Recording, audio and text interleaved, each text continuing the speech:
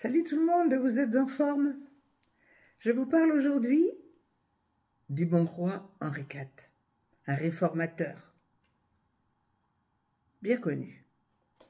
C'est un célèbre roi de France en effet, premier roi de la dynastie des Bourbons. Il naît en 1553 à Pau, dans les Pyrénées. Et il décède assassiné par un fanatique qui s'appelle Ravaillac en 1610. Il a 57 ans. Sa mère l'éduque dans la religion protestante. Il se marie à 19 ans avec Marguerite de Valois, qui est la sœur du roi Charles X. Plus tard, il épousera Marie de Médicis. Mais Henri IV n'était pas destiné à diriger le pays.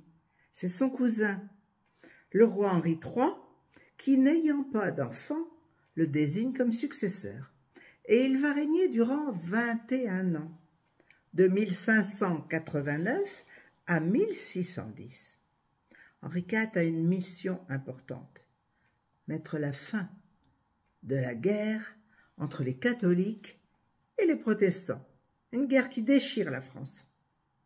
À l'origine, en effet, rappelez-vous, il est protestant. Il devient finalement catholique, avec beaucoup de difficultés. Et après plusieurs complots et massacres qui ont été démarrés bien avant son règne, celui de la Saint-Barthélemy en 1572, il va ramener finalement la paix en accordant des droits aux protestants en 1598. C'est l'édit de Nantes.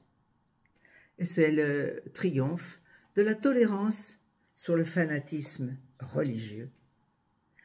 Et c'est aussi avec son ministre Sully qu'il modernise la France et lutte contre la pauvreté dans son royaume. Alors on l'appelle encore de nos jours le bon roi Henri.